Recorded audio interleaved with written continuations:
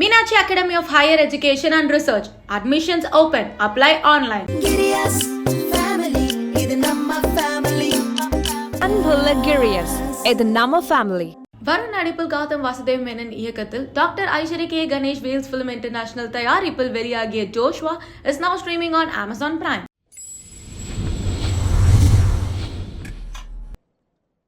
வணக்கம் மோகன் சார். வணக்கம். ஒரு சிறிய இடைவெளிக்கு பிறகு மீண்டும் அதிரடியாக மோகன்னா வரீங்க. அப்படி இருக்கும்போது ஹராவை நீங்க தேர்ந்தெடுக்க என்ன காரணம்? இண்டஸ்ட்ரியில் இருக்கிற நண்பர்களுக்கு எல்லாருக்கும் தெரியும், மீடியா பீப்புள் ஃப்ரெண்ட்ஸ்க்கும் தெரியும். நிறைய கதைகள் வரும், கேட்பேன். ஆனால் ப்ராஜெக்டில் ஒரு எக்ஸைட்டிங்காகவோ ரொம்ப இம்ப்ரெசிவாக இது பண்ணால் எனக்கு ரொம்ப நல்லா இருக்குங்கிற மாதிரி ப்ராஜெக்ட்கள் வரல. அந்த டைமில் பிஆர்ஓ நிக்கில் முருகன் அவர்கள் ஒரு நாள் ஃபோன் பண்ணி, இந்த மாதிரி விஜய் ஸ்ரீ அவர் இப்படி ஒரு டைரக்டர், நீங்கள் கதை கேளுங்க, உங்களை வச்சு படம் பண்ணணும்னு ஆசைப்படுறாரு, கதை கேட்டு முடிவு பண்ணுங்கன்னாரு. ஓகேன்னு கதை கேட்டேன். அதில் சில விஷயங்கள் ரொம்ப நல்லா இருந்துச்சு. அப்போ அவர்கிட்ட அது பேசும்போது, இதெல்லாம் நல்லா இருக்கே, இது ஏன் கொஞ்சம் அப்படி பண்ணால் நல்லா இருக்குமேனா, luckily director was very very encouraging. எப்படி சொல்கிறீங்க, என்ன மாதிரி கேட்குறீங்க, இல்லை என்ன எதிர்பார்க்குறீங்கன்னு கேட்க ஆரம்பித்தார். ரொம்ப பிரமாதமான டிஸ்கஷன் போகும்போது ஐ குட் சி அவர்கிட்ட இருக்கிற அந்த டேலண்ட் என்னால் ஐடென்டிஃபை பண்ண முடிஞ்சுது. அப்படியே பேச பேச சில நாட்களாக 7th டிராஃப்ட் பர்ஃபெக்டாக வந்தது. அதனால தான் அது பார்க்கும்போது கேட்கும்போது ரொம்ப நம்பிக்கையோடு இந்த ப்ராஜெக்டில் நடித்தேன், நல்லாயிருக்கும், கூட்டணியாக எல்லாரும் ஜெயிக்க முடியும்னு ஒரு நம்பிக்கை வந்துச்சு. ஸோ இந்த சிறு இடைவெளிக்கு பிறகு வர நீங்க எந்த அளவுக்கு சினிமாவை மிஸ் பண்ணியிருக்கீங்க, சினிமா உங்களை மிஸ் பண்ணியிருக்குன்னு நீங்கள் நினைக்கிறீங்களா? யாரையும் மிஸ் பண்ணதா இல்லவே இல்லை. எல்லாமே காலத்தின் கட்டாயம் நான் நம்புகிறவன். சினிமா எப்போ வரும் எப்போ போவோங்கிறத விட பண்ணும்போது ஒழுங்கான படம், ஓரளவுக்கு நல்ல படமாக பண்ணணுங்கிறது தான் என்னோட ஆசையை தவிர வேற ஒன்றுமே இல்லை. ஸோ இந்த காலகட்டத்தில் சினிமாவை நீங்கள் ரெகுலராக ஃபாலோ பண்ணிட்டு இருக்கீங்க. சென்னை இன்டர்நேஷ்னல் ஃபெஸ்டிவல், பல வேர்ல்டு ஃபெஸ்டிவல்ஸ்லேருந்து தொடர்ந்து எல்லா இடத்துலையும் உங்களை பார்த்துட்டு இருக்கோம். உங்கள் பார்வையில் சினிமா எந்த அளவுக்கு எவல்யூஷனாக முன்னேறி இருக்கு, டெக்னிக்கலி எந்த அளவுக்கு அட்வான்ஸ் ஆயிருக்குன்னு நினைக்கிறீங்க? இன்னைக்கு பாக்ஸ் ஆஃபீஸ் ஹிட்ஸ்ன்றது 100 நாள் சில்வர் ஜூப்ளி தவிர்த்து 3வது நாளே சக்சஸ்ன்ற மாதிரி ஒரு விஷயங்கள் டிரான்சிஷன் ஆயிருக்கு. இதை நீங்க எப்படி பாக்குறீங்க?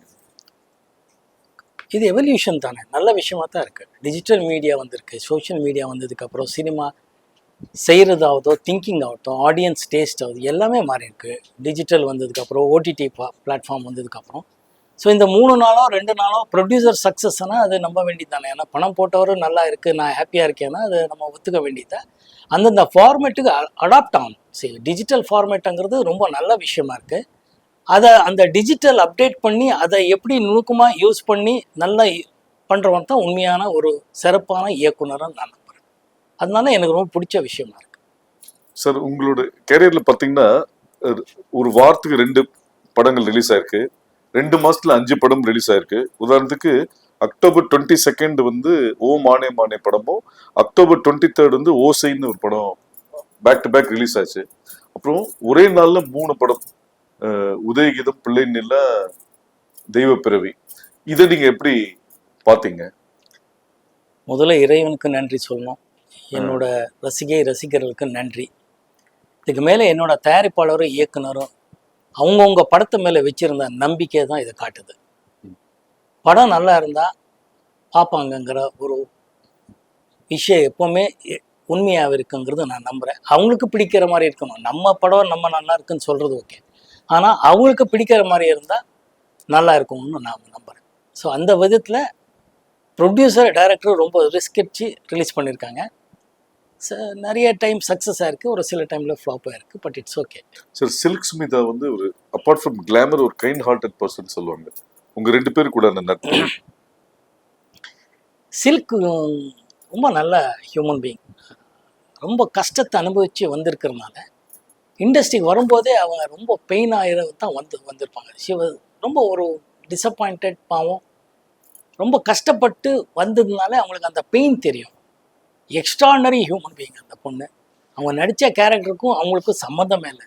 She was very very nice lady to work with. அதை விட பழகிறதுக்கு ரொம்ப நல்லா பழகுவாங்க. பேசுகிற டோன் ஆகட்டும், எல்லாமே அவ்வளோ ஈஸியாக இருக்கும். இன்ஃபேக்ட் எனக்கு நல்லா ஞாபகம் இருக்குது, அவரும் அந்த அம்மா சில்க் ஸ்மித்தாவோட ஷூட்டிங்னாலே ஷூட்டிங் பார்க்கவே அத்தனை பேர் வருவாங்க. எக்ஸிபிட்டர்ஸ்லேருந்து டிஸ்ட்ரிபியூட்டர்லேருந்து வந்து பார்ப்பாங்க. அந்த அளவுக்கு சில்க் ஸ்மித்தானா அவ்வளோ ஒரு கிரேஸ் இருக்கும். But she was always a very very very ரொம்ப நார்மல் ஹியூமன் பீயிங்காக தான் பழகிட்டு இருந்தாங்க. செட்டுக்கு வருவாங்க. அந்த ஒரு விஷயத்தில் we lost a great soul. எங்களுக்கெல்லாம் அந்த சோல் மிஸ் பண்ணதில் எனக்கும் கொஞ்சம் வருத்தமாக தான் இருக்குது. ஆரம்ப கட்டத்துல கோகிலா, மூடு பண்ணி இது மாதிரில ஒரு சின்ன சின்ன விஷயங்கள், விதியில நெகட்டிவ் ஆன விஷயங்கள், எல்லா டைப் கேரக்டர்ஸும் இதுதான் பண்ணுவேன்னு இல்லாம பல்வேறு விஷயங்கள் பண்ணியிருக்கும் போது எதிர்நாயகனாகவும் 100வது நாள்ல பண்ணியிருக்கீங்க. இப்போ கோட்ல வந்து நீங்க எதிர்நாயகனாக நடிப்பதாக கூறப்படுகிறது, ஊடகங்கள் சொல்லப்படுகிறது. இந்த படத்தை செலக்ட் பண்றதுக்கு என்ன ரீசன்? இந்த படம் முடிஞ்சது ஏஜிஎஸ் பர்மிஷனோட, வெங்கட் பிரபு அவர்களோட பர்மிஷனோட இந்த படத்தை பற்றி டீட்டெயிலாக உங்களோடவே நான் பேச தயாராக இருக்கேன். இப்போ அந்த படத்தை பற்றி பேசக்கூடாது, அதனால பேச விரும்பல. ஓகே சார், அதாவது 80ஸ்ல வந்து மிகப்பெரிய ஹீரோ மோகன், 2024ல விஜய் சார் பெரிய ஹீரோ. இந்த காம்பினேஷன் எப்படி பார்க்குறீங்க? மக்களால் தேர்ந்தெடுத்த மிகப்பெரிய நடிகர் ஹீரோவாக விஜய் சார் இருக்கிறார். தளபதி விஜய் சொல்லக்கூடியவர். அவரோட நடிக்கிறதுக்கு ஒரு வாய்ப்பு வந்திருக்கு. Thanks to Venkat Prabhu, AGS. அவர் ரொம்ப அவர்கிட்டேருந்து கற்றுக்க வேண்டியது இருக்குது. ஏன்னா is a very very very deep person, very silent man. அந்த அளவுக்கு சைலண்ட்டாக இருக்கிறது கற்றுக்கணும்னு நானே ஆசைப்படுறேன். இது அவர்கிட்டயே நான் சொல்லியிருக்கேன். இதுதான் அவர்கிட்ட நான் ரொம்ப சிறப்பாக இருக்கிற ஒரு அம்சமாக நான் நினைக்கிறேன்.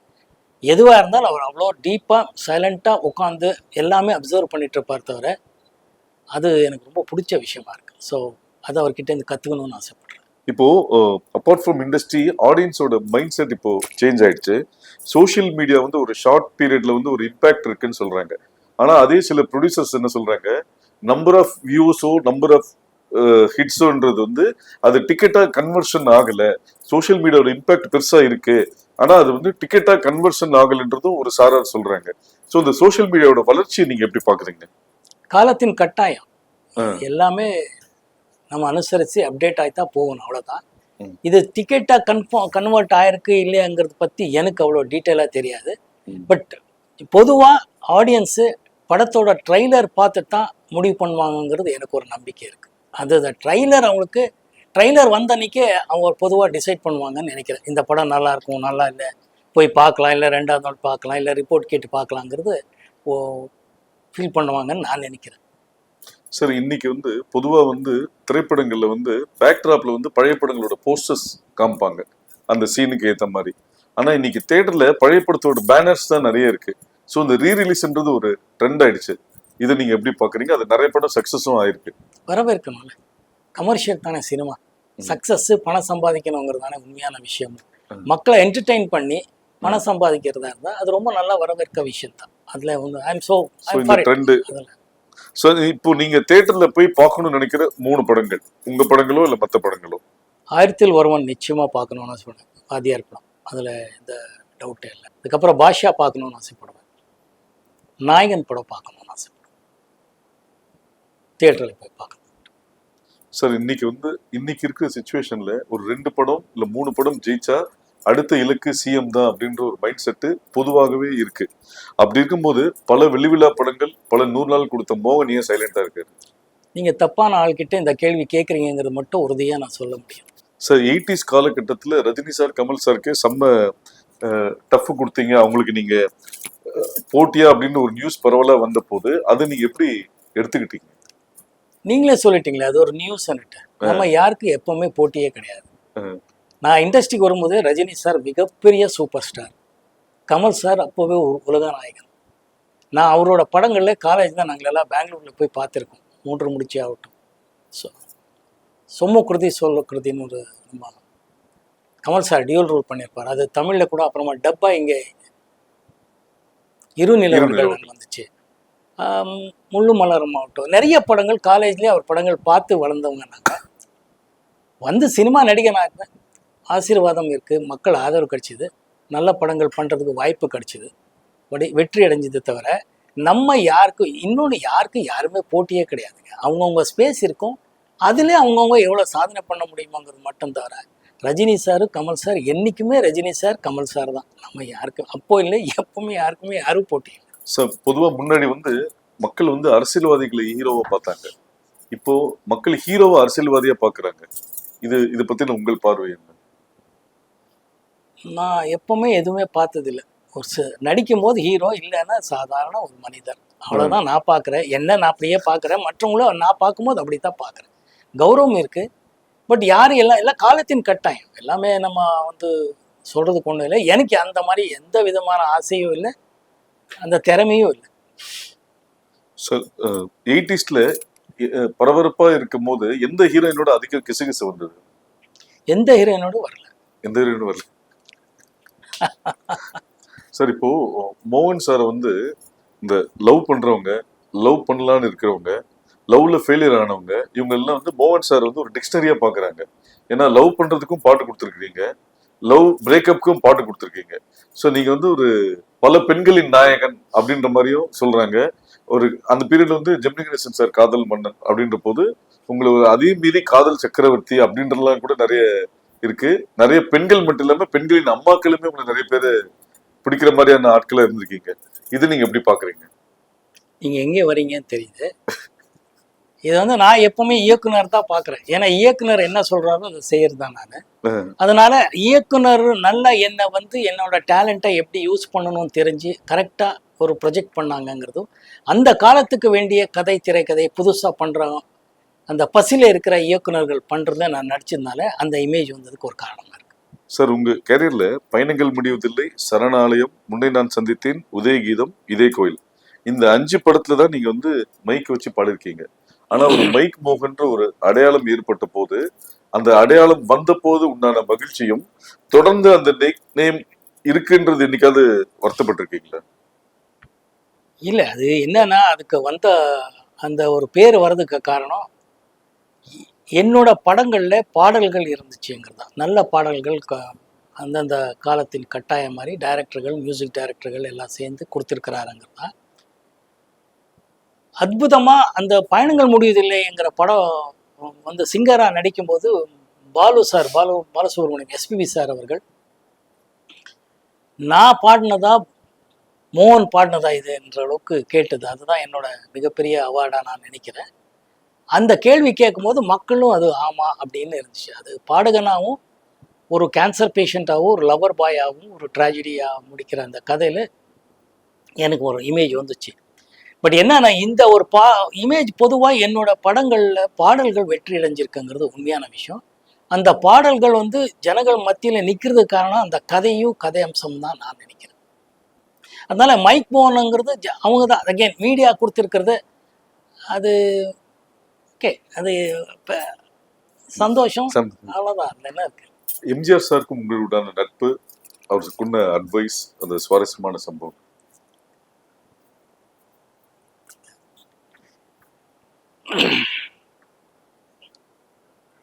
எம்ஜிஆர் சார் பற்றி எல்லாம் என்ன சொல்கிறது? எக்ஸ்ட்ராடினரி முதலமைச்சர், எக்ஸ்ட்ராடினரி அட்மினிஸ்ட்ரேட்டருங்கிறது போக அவரை நம்ம படம் பார்த்து ரசித்த விதங்கள் தான் எனக்கு ரொம்ப ஹாப்பியாக இருந்துச்சு. அப்போது ஜெமினி ஃபிலிம் சேம்பரும் அப்புறமா நம்ம நடிகர் சங்கத்தில் தான் ப்ரொஜெக்டர் சினிமா ப்ரிவ்யூ தியேட்டர்ஸ் இருக்கும். நம்ம படங்கள் பார்க்க வருவார். நான் ஷூட்டிங்கில் இருப்பேன், ப்ரொடியூசர் சொல்லுவார் இன்றைக்கி சிஎம் வந்துட்டுருக்கார் பார்க்க சொல்லிட்டுருக்கார். ஸோ நம்ம படம் பார்த்துட்டு அவர் முடிகிற நேரத்துக்கு வந்துடுவோம், ஏன்னா அங்கே தூரத்தில் இருக்கோம்.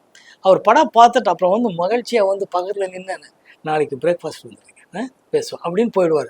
நமக்கா ஒரே ஹாப்பி. நம்ம வந்து ஸ்கூலு காலேஜ்லேருந்து பார்த்த எம்ஜிஆர் சார் நம்ம பெங்களூரில் அத்தனை படங்கள் அவர் பார்த்து ரசிச்சிருக்கோம். கிரேட் ஒரு பாசிட்டிவான எனர்ஜி அவர் படங்கள் பார்த்தாலே வருது. அவரை பார்க்கும்போதும் வந்து அவர் படங்கள் பார்த்து நாங்கள் அப்படி பார்த்துருக்கோம். பட் அவரை பார்க்கும்போது அவ்வளோ பாசிட்டிவாக எனர்ஜி வரும். மறுநாள் ஷூட்டிங் இருந்தாலும் சிஎம்ஏ கூப்பிட்ருக்காருங்கிறதுனால ப்ரொடியூசரை போயிட்டு வந்துடுங்க சார், காலங்காத்தால் வீட்டுக்கு போவோம்.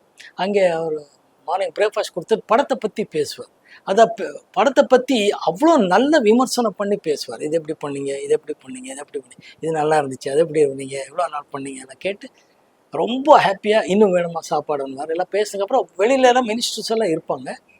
அந்த அவங்களுக்கு வேண்டிய அட்மினிஸ்ட்ரேஷன் எல்லாம் இருக்கும், சிஎம். பட் இருந்தாலும் நாங்கள் அதை புரிஞ்சுக்கிட்டு ரொம்ப நேரம் பேசுறதோ அது இதெல்லாம் இல்லை. பட் பேசி முடிஞ்சு நான் கிளம்புறேன்னா பரவாயில்லைன்னு சில டைமில் காஃபி போதும் கிளம்பி வந்ததும் உண்டு. ஏன்னா வெளியே அத்தனை பேர் வெயிட்டிங்கில் இருப்பாங்க தமிழ்நாடு சிஎம். அப்போது ரொம்ப நமக்கு பெருமையாக இருக்கும். அதுவே என்ன பண்ணுங்க நெக்ஸ்ட் படத்தில் பார்ப்போம் பேசுவோம் அப்படின்னு நமக்கே உள்ளே இருக்கும். மறுபடியும் நல்ல படங்கள் பார்த்து பேசுவார். அவரும் இதே தான் வார்த்தை, உங்களுக்கு என்ன வேணும், என்ன ஒன்றும் வேலை, உங்கள் அன்பு இருந்தால் போதும். Extraordinary memories sir. அப்போ எம்ஜிஆர் இந்த மாதிரி ஆட்களோட உட்காந்தோம் பேசணும் அப்படிங்கிறத எங்கள் லைஃப்பில் one of the biggest achievements. அதனால அது எக்ஸ்ட்ரானரி ஃபீல். சிவாஜி சாரோட சிவாஜி சார் நடிப்புல நடிகர் திலகம் சிவாஜி சாருங்கிறது நமக்கு வரும்போதே இண்டஸ்ட்ரிக்கு தெரியும். அவரோட 2-3 படம் நடிச்சிருக்கேன். அவர் வரும்போதே அவரோட படங்கள் பார்த்து அதே தான் பெங்களூரில் நான் வந்து ஸ்கூலு காலேஜில் பார்த்ததா. அங்கே பெங்களூரில் இன்னொரு நல்ல விஷயம் என்னென்னா நம்ம எல்லா மொழி பசங்களும் அங்கே இருக்கிறதுனால அந்தந்த மொழியில் அந்தந்த வாரம் வர படங்கள் பற்றி பேசுவாங்க. சிவாஜி சார் படம் வரும், நாகேஸ்வராவ் படம் வருதோ, ராஜேஷ் கண்ணா படம் வருதுன்னு அவங்க சொல்லும்போது எல்லார் படமும் எல்லா பேரும் போய் பார்ப்போம். காலேஜ் கட்டடிச்சு ஸ்கூல் கட்டடிச்சு போகிறதே படங்கள் தான் நமக்கு ஒரு என்டர்டெயின்மெண்ட். அப்போ பார்க்கும்போது இந்த மாதிரி அவர் சார் படங்கள் எல்லாம் பார்த்துருக்கோம். அவரை வந்து ஃபஸ்ட்டு அங்கே பார்த்தது ஒரு வீட்டில் கருடா சௌக்கியமா ஷூட்டிங் டைமில் தான் பார்த்தேன். எனக்கு கையெல்லாம் நடுங்குது அவர் பார்க்கும்போதோ. ஏன்னா அவர் நடிக்கிறாருங்கிறது போக நான் அவர் கூட நடிக்கணும். அது அவர் நடிக்கும்போது நான் கால் மேலே கால் போட்டு ஏதோ ஒரு வசனம் போடணும். அந்த வசனம் பேசணுங்கிறது காலு போட வர மாட்டேங்கிறது, பேசணுங்கிறது ஒரு சின்ன பயம் இருக்கும்ல, தயக்கம். அது இல்லாமல் அந்த ஷூட்டிங் அட்மாஸ்பியர் பெரிய லெஜெண்டரி பிரகாஷ் ராவ்ங்கிற மிகப்பெரிய டைரக்டர் எல்லாம் இருந்தார். பட் அவர் ரொம்ப என்கரேஜ் பண்ணுவாருங்கிறதா என்கரேஜ் பண்ணார்.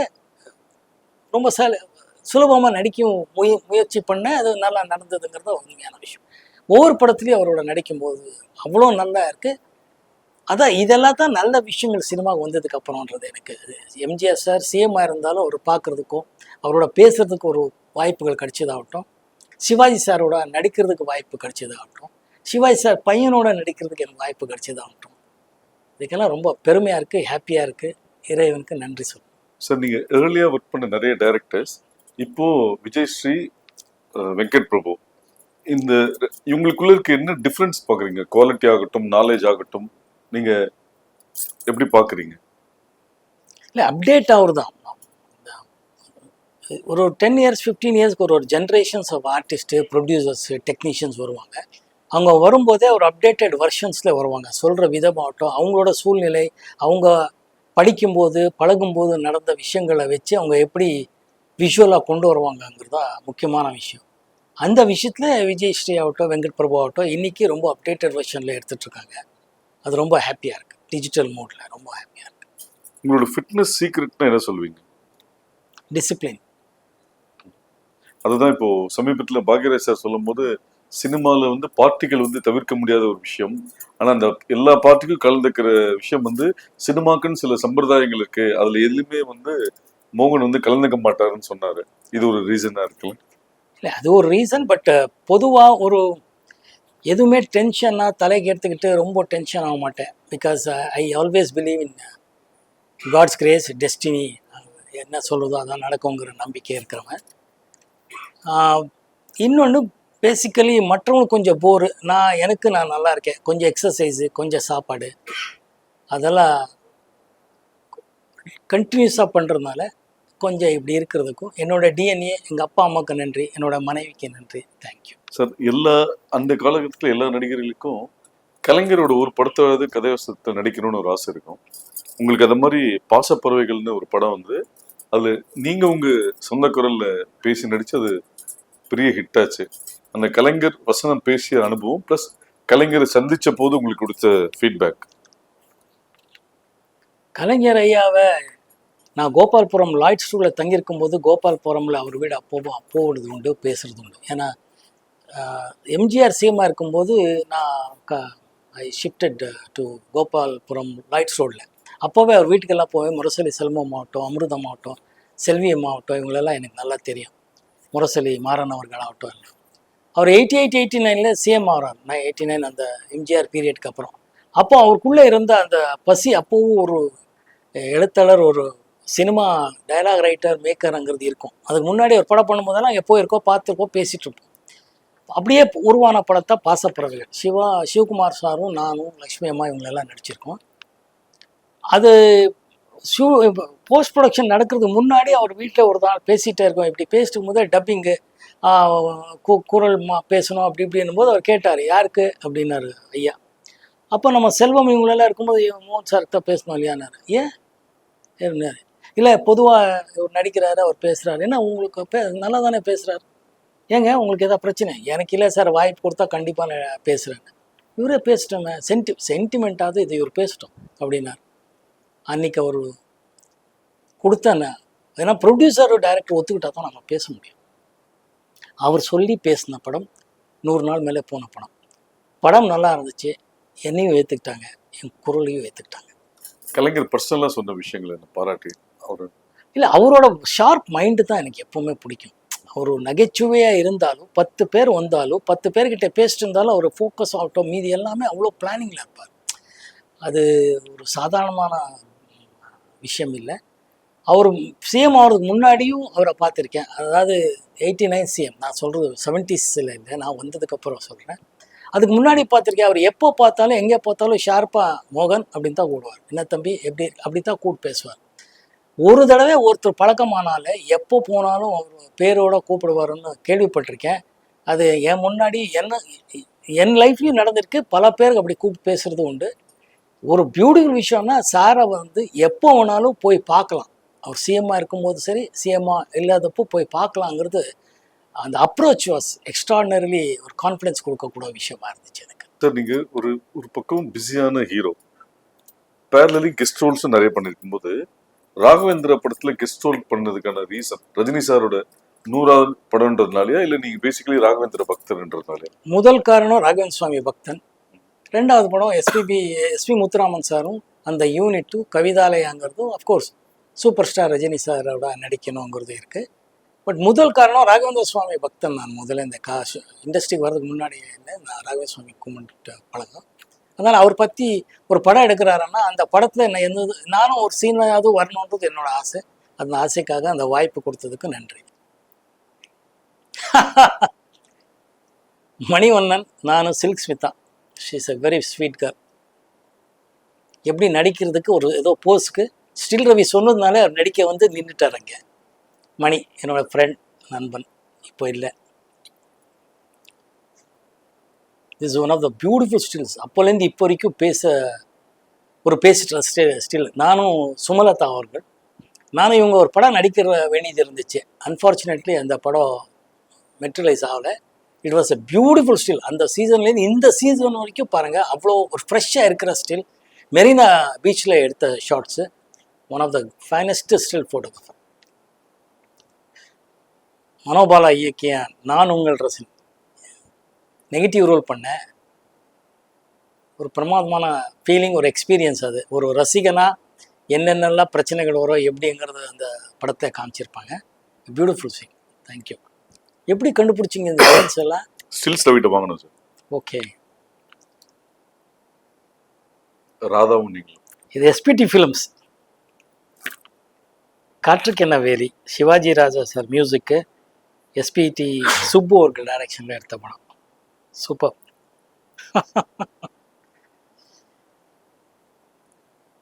நல்ல மெமரிஸ். தேங்க்யூ. லாஸ்ட். ஓ, அன்னைக்கு இது ஒரு பெரிய லெவலில் பேசப்பட்ட ஒரு ஸ்டில். நெஞ்சத்தை கீழாத ஒரு ஃபோட்டோ ஷூட் பண்ணோம். அப்போ பிரதாப்பும் நானும் ஹாசினியும். It's a beautiful triangle love story. நம்ம ஸ்டில்ஸ் ரவி அவரோட அந்த லைட்டிங் ஸ்கில் ஆகட்டும், ஃபோட்டோகிராஃபி, அவரோட ஐ இருக்க எக்ஸ்ட்ரானரிங்கிற இந்த ஸ்டில்லையும் தெரியும் பாருங்கள். அவ்வளோ ஃப்ரெஷ்ஷாக இருக்குது, இன்றைக்கி வரைக்கும் நல்லா இருக்குது. It bring back so much beautiful memories. Thank you. நான் நடித்த ஹரா திரைப்படம் ஜூன் 7ஆம் தேதி திரைக்கு வருது. இப்போ அவங்க ஆதரவோட பாடல்கள் வெற்றி அடைஞ்சிருக்கு. எல்லோரும் ரசித்து வாழ்த்துட்ருக்கீங்க. ரொம்ப சந்தோஷமான விஷயம். இந்த படத்தில் அப்பா பொண்ணுங்கிற விஷயம், அந்த எமோஷ்னல் கனெக்டு எல்லாரோட வாழ்க்கையிலையும் நீங்கள் பார்த்து ரசித்து கடந்து வந்த விஷயங்களை மறுபடியும் நினைவுபடுத்துகிற மாதிரி தான் இந்த படம் இருக்கும். அவசியமாக நீங்கள் எல்லோரும் தியேட்டரில் பார்க்கணுன்னு நான் வேண்டிக்கிறேன். மீடியா நண்பர்களுக்கும் எப்பவும் போல உங்கள் ஆதரவு எங்களுக்கு வேணும். ஆதரவு கொடுத்துட்ருக்கீங்க, உதவி பண்ணிகிட்ருக்கீங்க. Thank you so much.